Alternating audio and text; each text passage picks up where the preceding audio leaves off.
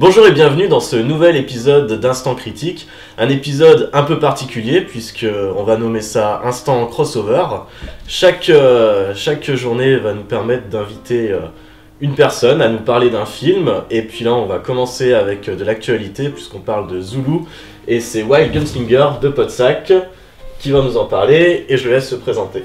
Alors bonjour à tous, donc Fred, Wild Gunslinger, donc j'officie dans le podcast Podsac, qui est le podcast sérieusement accro au cinéma, donc un podcast qui était en vidéo et qui est passé en audio depuis la rentrée, hein, avec quelques épisodes encore en vidéo, c'est un peu compliqué, et je fais également des critiques ciné sur un blog, wildgunslinger.com, et sur lequel je fais aussi des petites critiques en vidéo, il y en aura une qui sera avec Quentin bien sûr, bientôt, et puis sinon j'ai régulièrement des invités, donc là c'est des critiques qui sont un peu plus longues, et quand je suis tout seul ça dure 5-10 minutes grand max, voilà, donc je suis un habitué de ce format aussi, donc ça tombe bien. Donc voilà, parfait.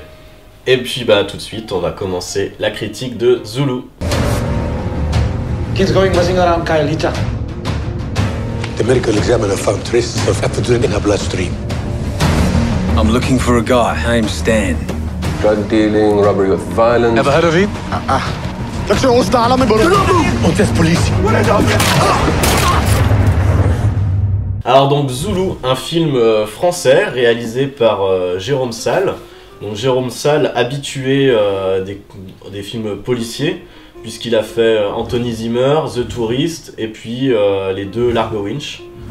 Avec Forest Whitaker, Orlando Bloom, et le film est scénarisé par Julien Rapneau. C'est ça. Ouais, c'est toi qui as vérifié. Alors, donc l'histoire, ça se passe de nos jours, en Afrique du Sud.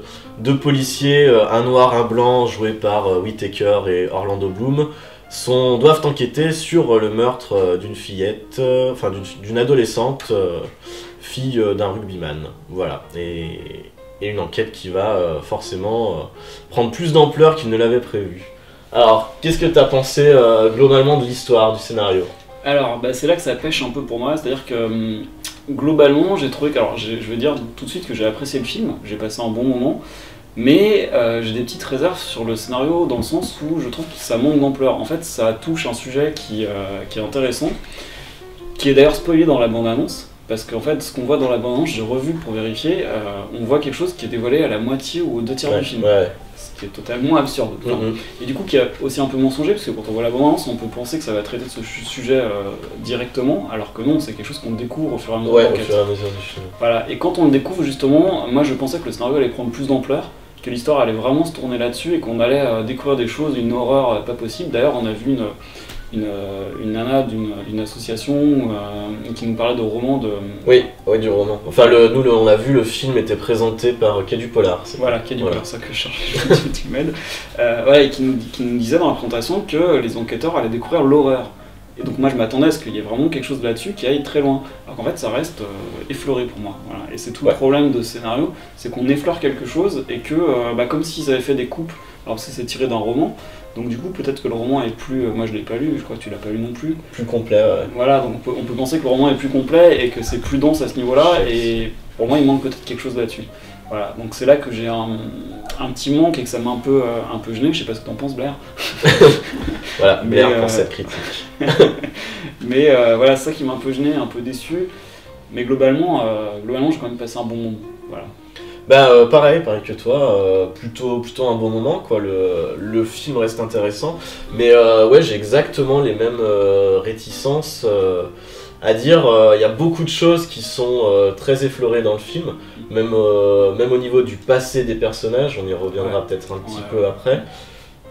Il touche à beaucoup de trucs, donc l'apartheid, tout ça. Et finalement, ça va pas assez en profondeur dans le sujet, donc un petit peu déçu là-dessus.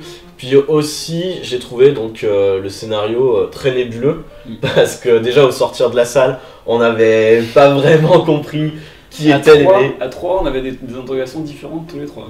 Ouais, à 3, on n'avait pas compris qui étaient les méchants, qu'est-ce qu'ils avaient vraiment fait. L'enjeu en fait. L'enjeu, voilà, l'enjeu du film.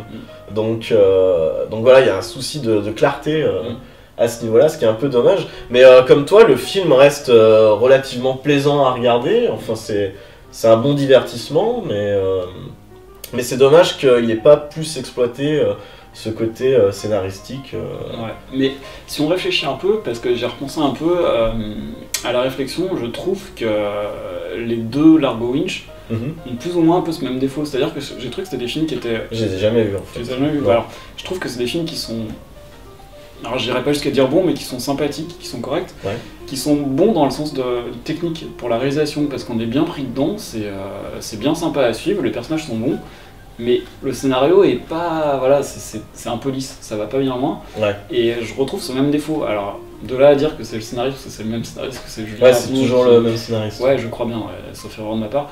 Du coup, je pense que c'est là, alors je vais pas dire qu'il est pas bon scénariste, mais c'est un style qui me plaît pas vraiment, et je trouve que c'est dommage parce que le réalisateur, lui, a une patte, vraiment une patte, on retrouve quelque chose, notamment dans la mise en scène de l'action, dont on parlera tout à l'heure, et je pense que le problème vient peut-être du scénariste. Ouais. D'accord, ok. Bon, et ben là-dessus, on va parler, sur ce, on va parler des acteurs.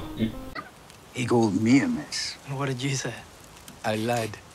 I said you are not a total fuck up. Kruger's right. I am a mess. As if Kruger's one to talk. Ach, don't start again, Claire. Must I remind you of Unit C-10? Wasn't he a part of that during apartheid? It was Kruger who promoted me to captain. That's wonderful. But how many black men did he kill and torture at Flakplaus? Don't tell me he wasn't one of those thugs. We decided that we were going to live together. The past is the past. Alors, donc les acteurs, donc dans les premiers rôles, on a Forest Whitaker et Orlando Bloom.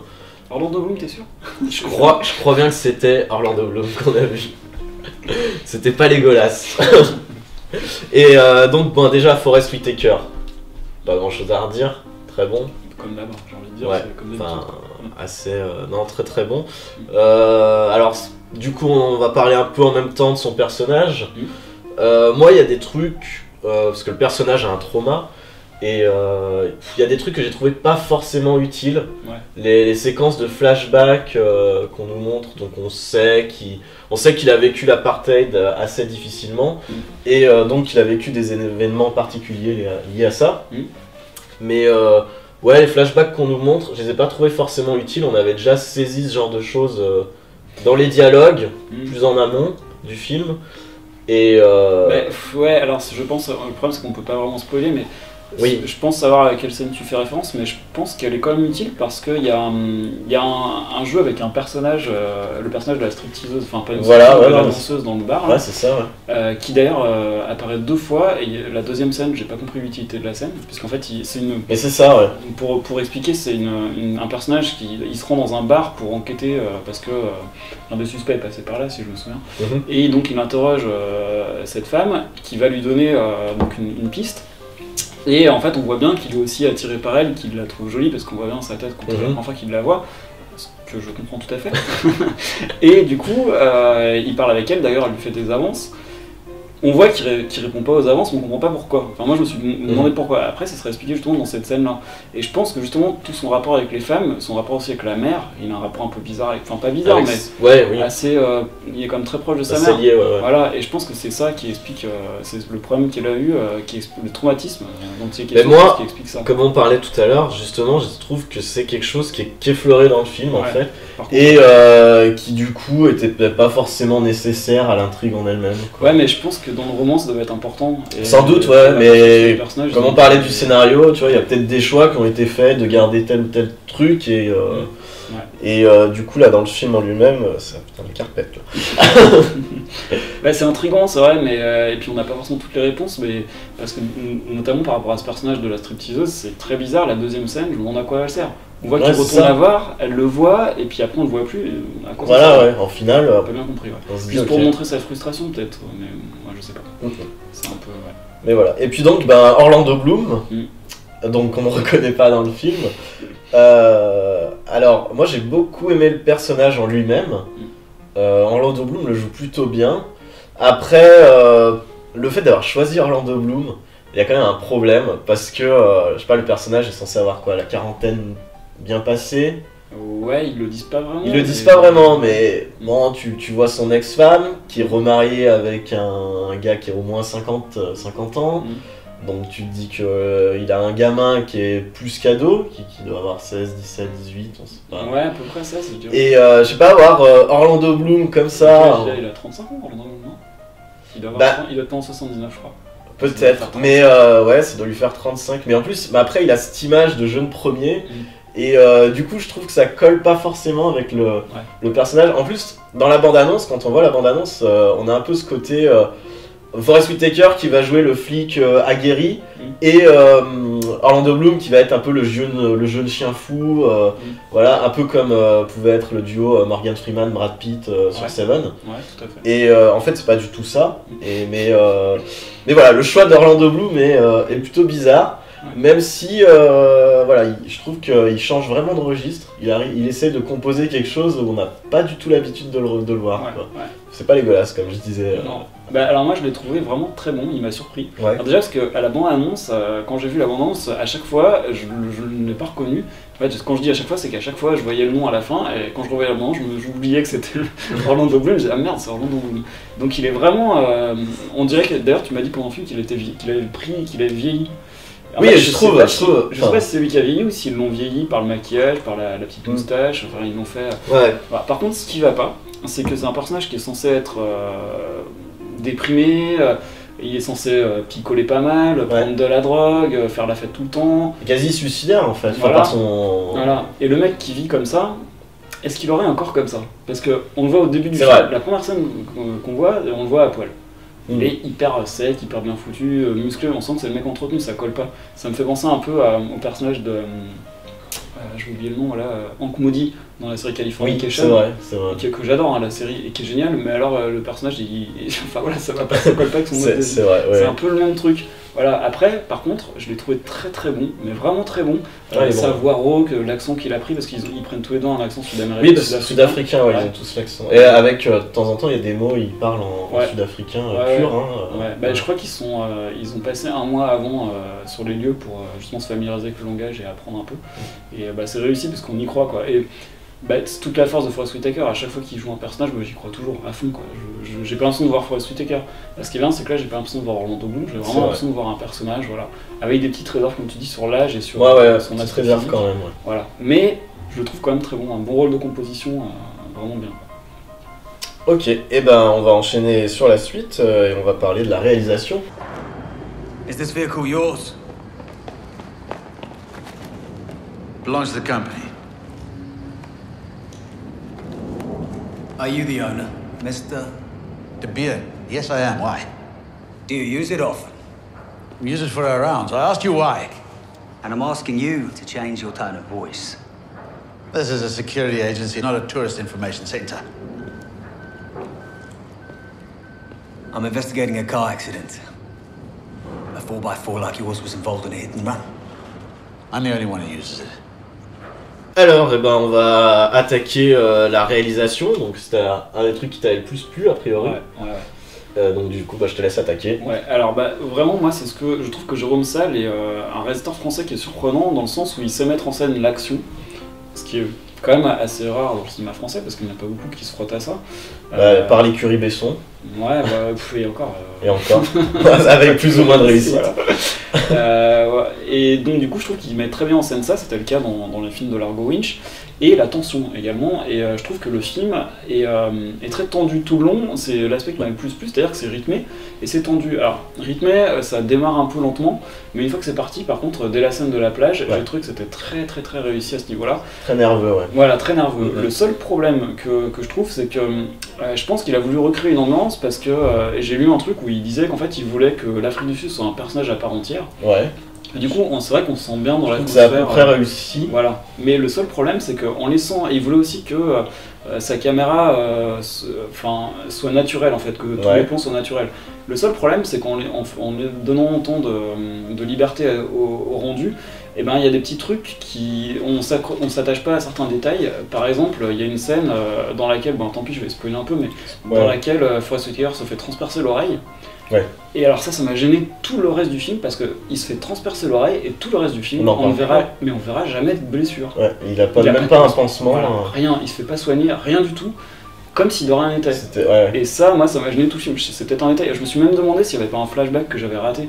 Parce que, ouais, non, mais t'as raison. Ouais. Tu vois, c'est le genre de truc qui est un peu. Voilà. Mais par contre, au niveau de l'action et de la tension, tout est bon, quoi. C'est vraiment, il y a une qualité technique. Je pense que le monteur, le chef-op doit être chef-op, ouais. Voilà, j'ai perdu son nom, j'avais vu son nom quelque part. La photo très belle, ouais. Voilà, c'est vraiment très, très réussi. Il a bien capté les lumières de l'Afrique du Sud, n'hésite pas, ils utilisent des jardins botaniques de l'Afrique du Sud qui sont très beaux.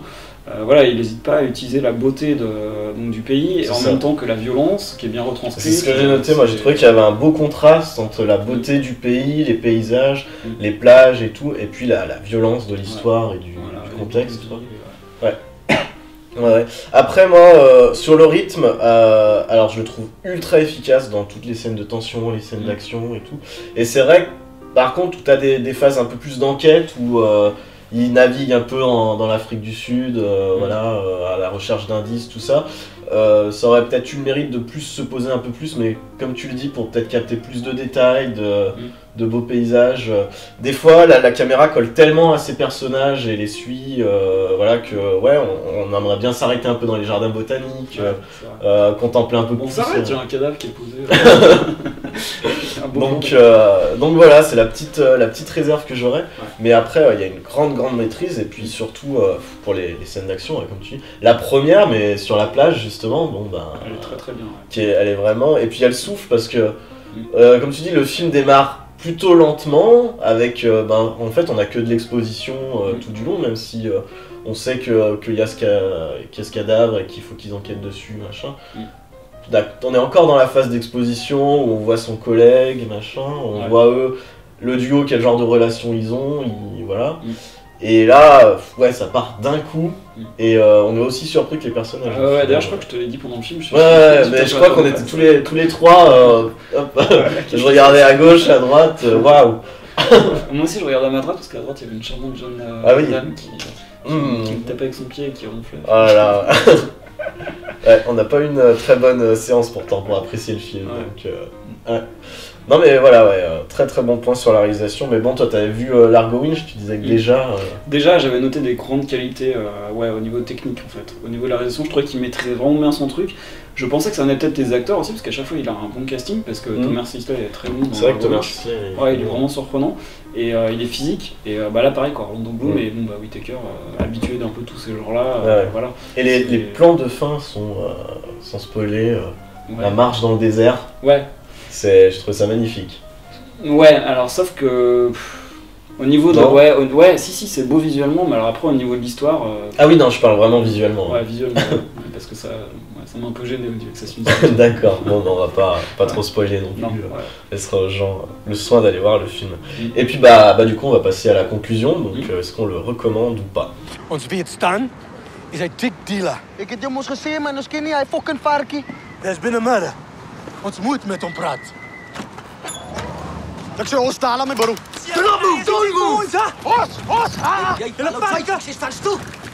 Sak hom jou nei. Wag hom. Jy sak hom. Wat wil julle daar? Stil. Just me, bro. Luister.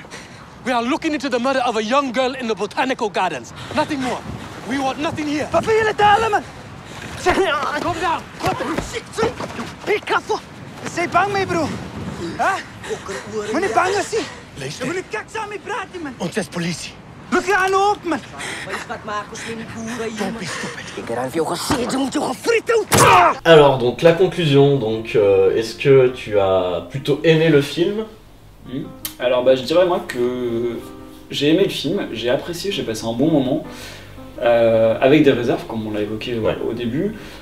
Maintenant les réserves font pas que je recommande le film, tout en sachant que c'est pas parfait, que ça aurait pu être mieux. Alors après, le mec qui va devoir payer 10 € pour aller voir le film, on va peut-être pas à la réfléchir à 2 fois avant d'y aller. Si vous avez une carte illimitée, allez-y, pas de problème. Si vous payez 10 € à chaque fois, non, attendez la vidéo, parce que voilà, mais... non, j'aurais tendance quand même à le recommander, parce que je trouve que techniquement, au niveau du rythme et de la tension, il est bon. Et les acteurs sont bons, c'est un bon moyen de voir Orlando Bloom dans un rôle complètement différent. Donc je sais pas s'il veut relancer sa carrière, parce que c'est vrai qu'il était un peu C'est vrai qu'il était au point mort là, hein. À part quand Peter Jackson a annoncé qu'il revenait en Legolas. C'est tout, parce que... Mais c'est tout quoi. Alors qu'il était dans des gros blockbusters, dans Pirates des Caraïbes. Depuis Pirates des Caraïbes quoi. Il a plus rien faire, voilà. Donc si, je le recommanderais, mais si vous avez à payer 10 € pour y aller, réfléchissez quand même à 2 fois. Bah pareil, moi je le trouve quand même un peu dispensable. En fait, il y a une grosse originalité de part du contexte, mais l'histoire est quand même... en fait, on a déjà vu ça beaucoup de fois, notamment chez Christophe Granger, donc tous les films... Ouais, ça m'a fait penser à Les Rivières pourpres, l'Empire du Loup, tous les trucs comme ça, où c'est un début d'enquête banal et qui va finir sur un gros complot, une secte ou je ne sais quoi, enfin... C'est vrai, ouais. Ouais, je trouvais que... Après, voilà, le fait qu'il soit plongé dans ce contexte particulier, ça éveille un petit peu plus la curiosité. Ouais. Mais il y a beaucoup de réserves, quoi. Donc, voilà, ouais, carte illimitée, foncez pour la découverte. Et puis, sinon, faut réfléchir à 2 fois, c'est pas non plus... Ouais, d'accord avec toi. Bah, du coup, on a été relativement d'accord sur ce film. Donc voilà, j'espère que tu es content d'être passé chez nous. Pas du tout. Pas du tout, tu ne reviendras plus. Non. C'est fini. Si, bien sûr, je te remercie de m'avoir invité. Et puis, tu participeras à une vidéo avec moi, de toute façon. Ouais, avec plaisir. Voilà. Avec plaisir. Et voilà, et vous, j'espère que vous avez pris du plaisir devant cette critique et que vous reviendrez voir les prochains invités.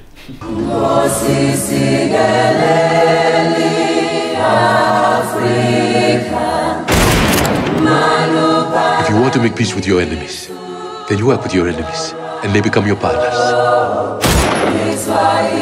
We decided that we were going to live together. The past is the past.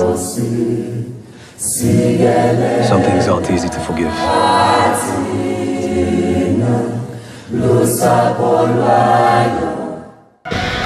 برا برا الحزن البغض والزوارة، برا برا الحزن ما بقى امان، برا برا العطش والناس منحوسين.